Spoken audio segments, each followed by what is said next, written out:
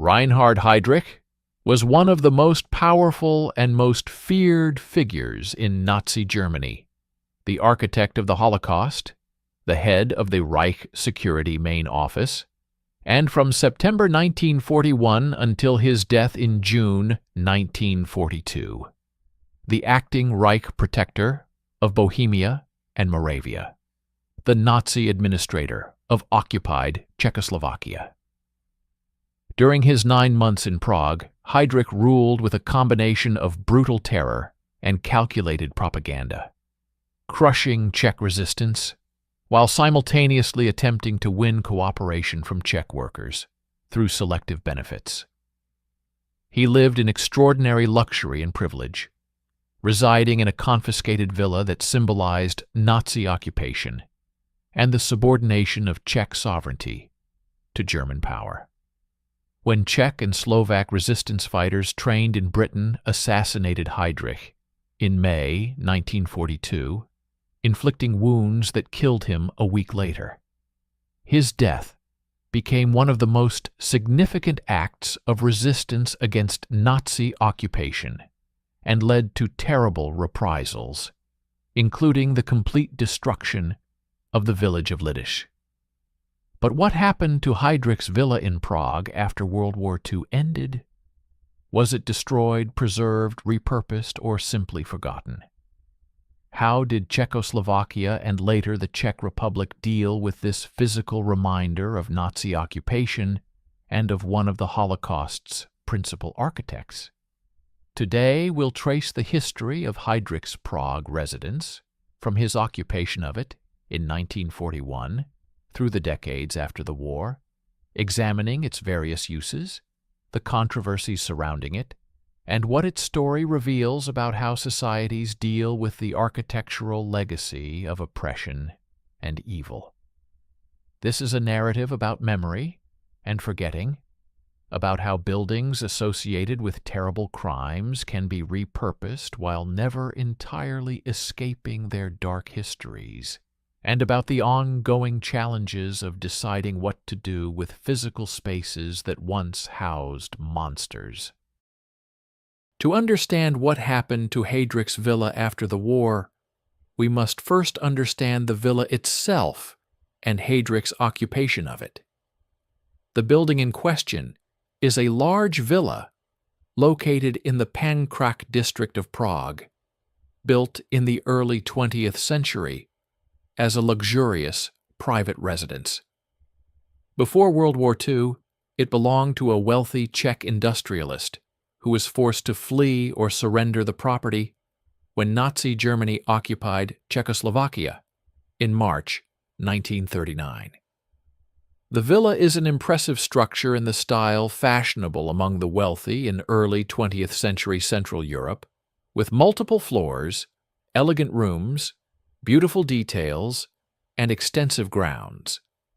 Its architecture reflects the prosperity and culture of pre-war Czechoslovakia, making its appropriation by the Nazis particularly symbolic of the occupation's violence and theft. When Reinhard Heydrich was appointed acting Reich protector of Bohemia and Moravia in September 1941, he needed an official residence in Prague from which to govern, and in which to live with his wife Lena and their children, who accompanied him to Prague. The Nazi authorities selected this villa in Pankrak for Heydrich's residence, choosing it for its size, its elegance, its location, and its suitability for both official and private functions. The villa was requisitioned, meaning stolen, from its Czech owners, and was prepared for Heydrich's occupation.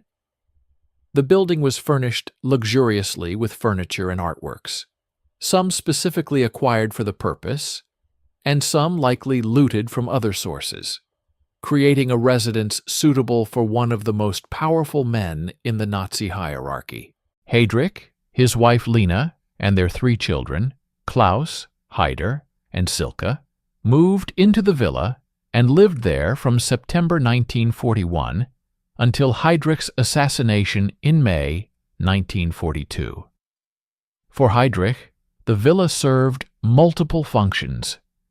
It was his private residence, where he spent time with his family when his brutal work schedule permitted. It was also a venue for official functions, including receptions, dinners with German officials and military officers, and meetings with collaborators and others involved in administering the protectorate. The villa symbolized Heydrich's power and the Nazi occupation's dominance, representing in physical form the subordination of Czech sovereignty to German rule. Heydrich's daily routine when in Prague involved commuting from the villa to Prague Castle, where his official offices were located, a journey that would prove fatal.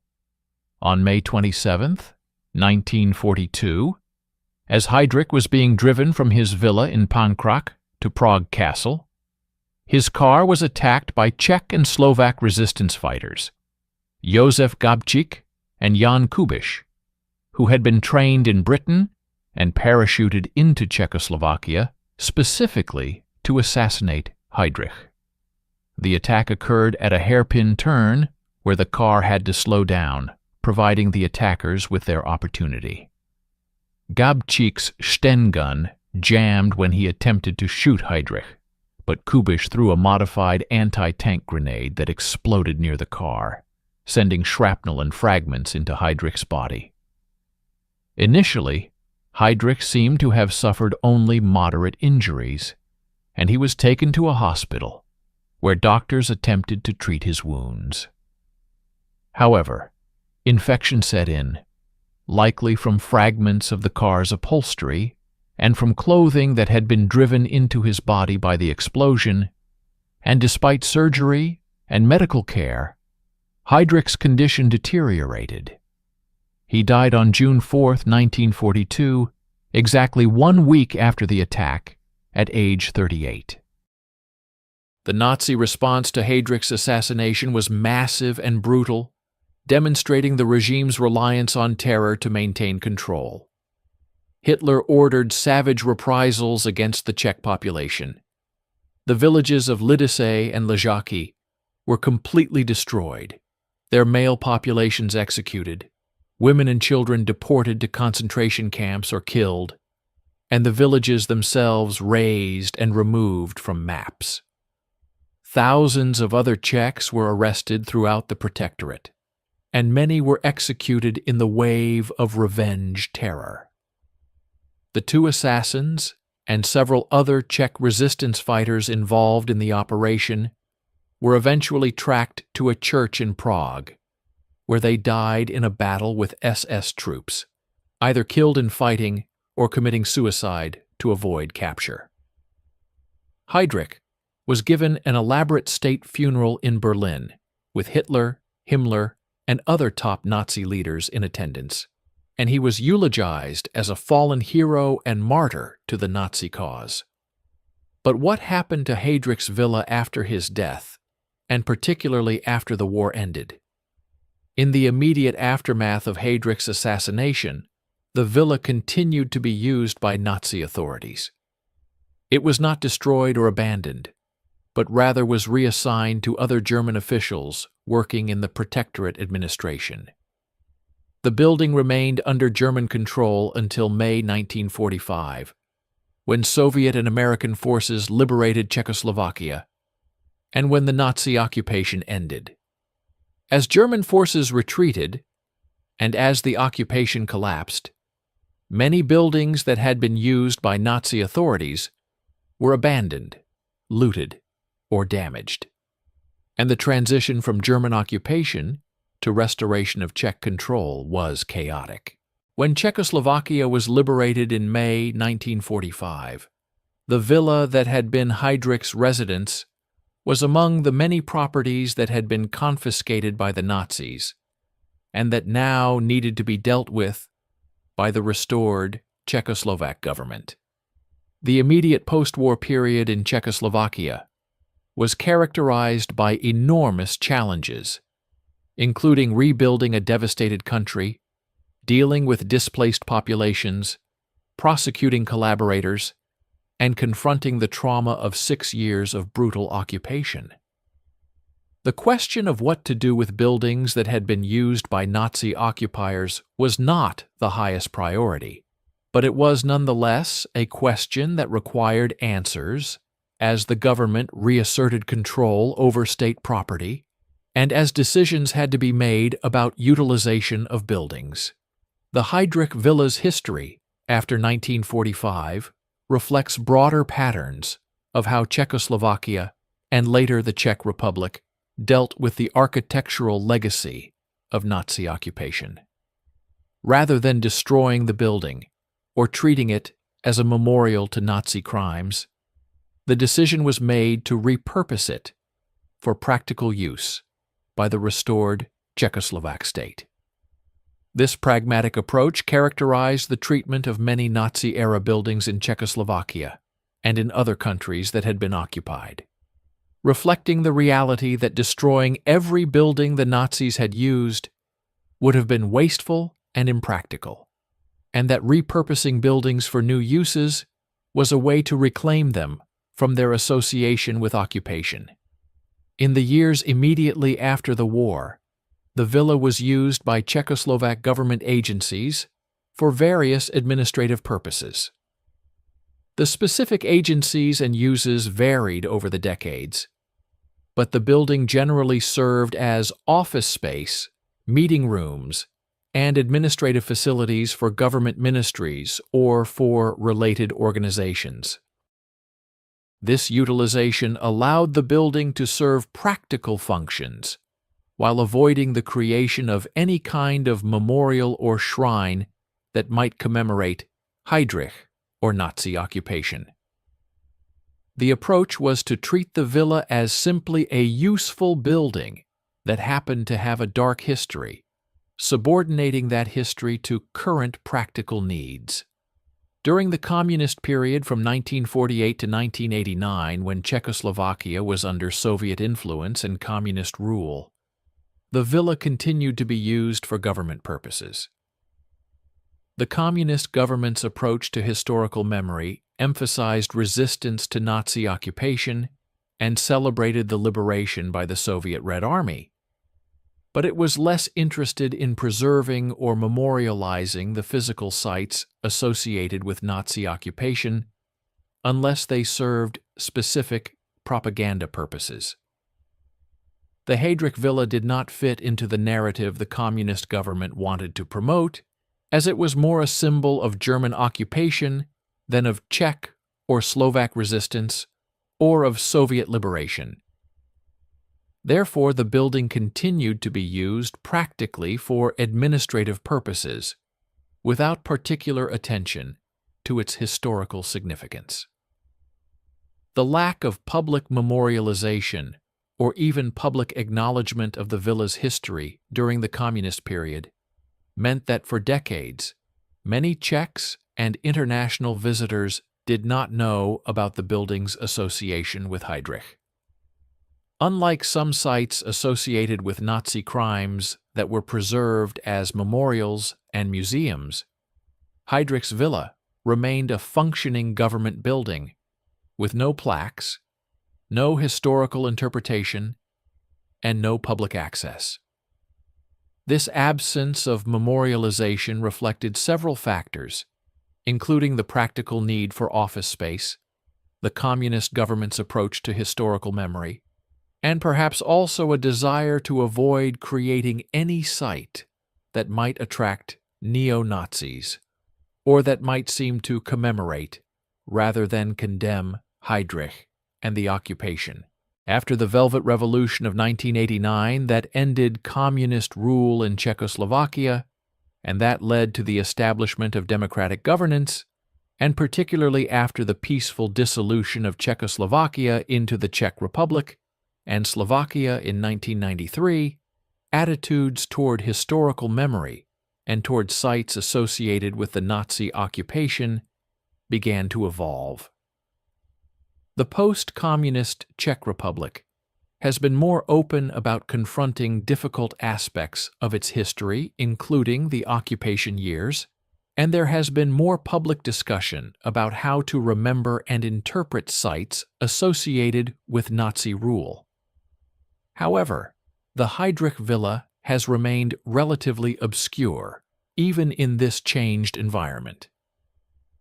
In recent decades, the villa has continued to be used for administrative purposes, housing offices, for various Czech government agencies or organizations.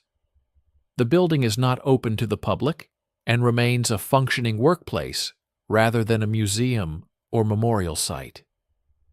There is no prominent signage identifying it as Heydrich's former residence, and most Czechs walking or driving past the building would not know its historical significance unless they were specifically familiar with the history.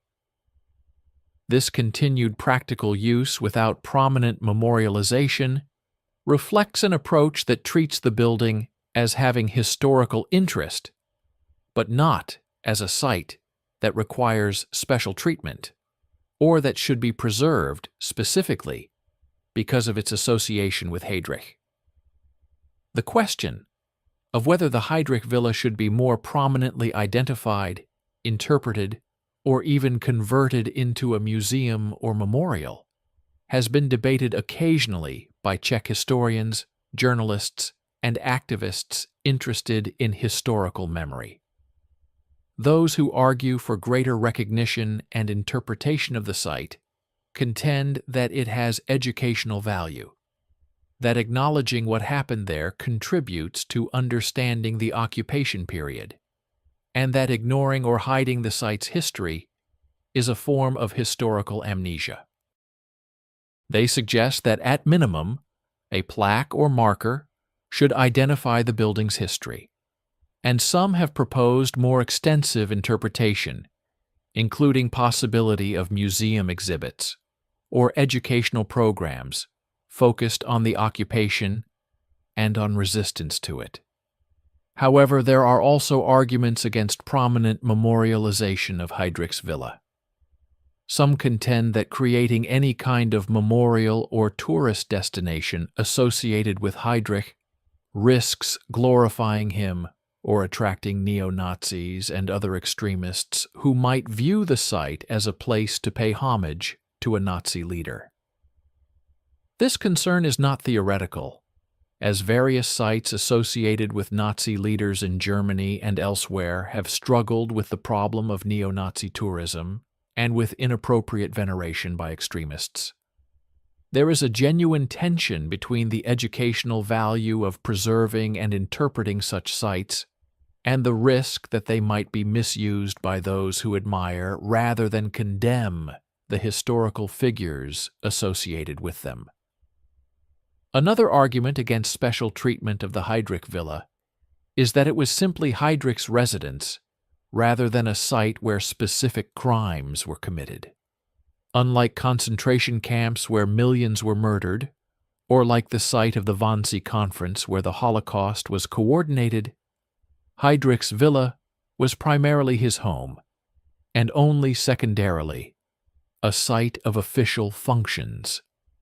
While his residence symbolizes the occupation and his presence in Prague, no specific atrocities occurred at the villa itself, and some argue that memorializing it would be disproportionate compared to the attention given to sites where actual crimes took place. From this perspective, the villa's current use as ordinary office space is appropriate, and creating special historical interpretation would give undue emphasis to a building whose significance is primarily symbolic. The physical condition of the villa has been maintained over the decades as it has remained in use, meaning the building has been repaired and updated as necessary for its functioning as office space. This maintenance has preserved the structure, but has also modified it as offices have been created, modern facilities installed, and various changes made to adapt the building to contemporary needs. These modifications mean that the villa as it exists today is not exactly as it was when Heydrich lived there, though the basic structure and external appearance remain recognizable. If there were ever a decision to convert the building into a museum, it would require historical research and possibly some restoration work to understand and potentially recreate how the villa appeared and functioned during Heydrich's occupation. The question of who owns the villa is relevant to any discussion of its future use. As a building that was confiscated by the Nazis and that passed to the Czechoslovak government after the war, the villa is state property owned by the Czech Republic. This means that decisions about its use and about whether to change that use rest with Czech government authorities rather than with private owners. The building's status as government property makes it possible for the government to decide to repurpose it for historical interpretation, if there were political will and resources to do so. But it also means that decisions about the building are subject to competing priorities for government resources and attention. Comparison of the Heydrich villa's post-war history with that of other buildings associated with Nazi leaders in Prague and elsewhere provides useful context. Prague Castle, which served as Heydrich's official headquarters and where he had his offices, is a major historical site and tourist destination, though its association with Heydrich is just one small part of its long history as the seat of Czech and Bohemian rulers. The castle is interpreted primarily for its earlier history and for its current role as the seat of the Czech presidency, with the Nazi occupation period being acknowledged but not emphasized. Other buildings in Prague that were used by Nazi authorities have similarly been repurposed for contemporary uses without extensive historical interpretation, reflecting the general approach of reclaiming these spaces rather than preserving them as Nazi sites. In Germany, the approach to buildings associated with Nazi leaders has varied depending on the specific building and its history. Hitler's Munich apartment building was deliberately made ugly and unremarkable to discourage neo-Nazi tourism. The site of Hitler's Berghof mountain retreat was left as ruins and undeveloped land for decades, with very minimal interpretation, though in recent years a documentation center has been built nearby to provide historical context. The building in Berlin where the Wannsee Conference was held, where the Holocaust was coordinated, has been converted into a memorial and educational center with extensive exhibits about the genocide. The variety of approaches reflects the complexity of deciding how to deal with Nazi architectural legacy, with no single solution being appropriate for all cases. The specific site of Heydrich's assassination, the hairpin turn in Prague where Gabčík and Kubiš attacked his car, has received more attention and interpretation than his villa. A memorial plaque marks the location of the attack, and it has become a site where people come to remember the assassination and to honor the resistance fighters who carried it out. This memorial focuses appropriately on the act of resistance rather than on Heydrich himself, celebrating courage and resistance rather than commemorating the Nazi leader. The church where the assassins and other resistance fighters made their last stand and died, the Cathedral of Saints Cyril and Methodius, has been converted into a memorial and museum dedicated to the resistance and to the men who died there. This memorial attracts visitors interested in World War II history and in the story of the assassination, providing educational interpretation about the operation, the resistance, and the terrible reprisals that followed. The contrast between the attention given to sites of resistance like the assassination location and the church, and the relative obscurity of Heydrich's villa, reflects appropriate priorities in historical memory. the emphasis is on remembering resistance and victims, rather than on commemorating or focusing on the perpetrators. This approach is consistent with broader practices in Holocaust and World War II memorialization, which generally prioritize remembering victims and honoring those who resisted over dwelling on the criminals themselves. From this perspective, the villa's continued use as ordinary office space without special identification or interpretation may be exactly right, allowing the building to serve practical purposes without creating any kind of focus on Heydrich himself. However, there remains an argument that complete silence about the villa's history is also problematic, as it represents a kind of forgetting or denial of what happened. Some historians and educators argue that acknowledging the full history of occupation requires confronting not just the sites of resistance and suffering, but also the sites where the oppressors lived and worked, understanding how they exercised power and how occupation functioned in practice. From this perspective, interpreting Heydrich's villa would contribute to comprehensive understanding of the occupation period and would serve educational purposes, particularly if interpretation emphasized the brutality of Heydrich's rule, the suffering he caused, and the resistance that ultimately killed him. In recent years, there has been increased interest in the history of Heydrich's time in Prague, partly driven by books and films about his assassination, including the 2016 film Anthropoid and the 2017 film The Man with the Iron Heart, both of which dramatized Operation Anthropoid, the code name for the assassination mission. These cultural products have brought renewed attention to Heydrich's role in Prague and to the story of his assassination, and they have generated interest among tourists and history enthusiasts who visit Prague wanting to see sites associated with these events.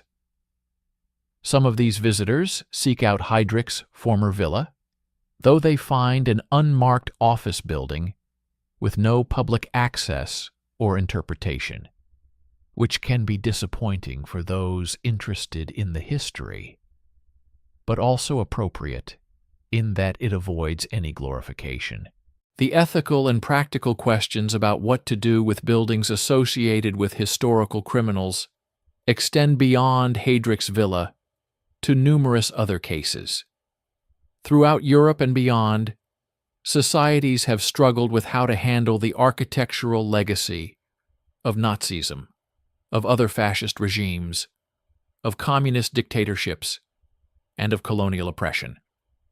The range of approaches includes complete destruction to erase symbols of oppression, preservation as warning and memorial, with strong educational interpretation emphasizing crimes and victims, repurposing for new uses with minimal acknowledgement of problematic history, and in some unfortunate cases, neglect that allows buildings to deteriorate, or tacit acceptance that allows continued association with the terrible history. No approach is perfect for all cases, and decisions require balancing multiple considerations, including historical truth, educational value, respect for victims, prevention of glorification, practical utility, and resource constraints. The current status of Heydrich's villa as a functioning government office building, with little public recognition of its history, represents one point on this spectrum of approaches, prioritizing practical use and avoidance of glorification over historical interpretation and education. Whether this is the right approach is debatable and may evolve as Czech society continues to grapple with how to remember and interpret its World War II history. Future generations may decide that more prominent acknowledgement and interpretation is appropriate, Or they may conclude that the current approach of practical use without special status is exactly right. These decisions ultimately rest with Czech society and government, as it is their history and their property to interpret and utilize as they determine.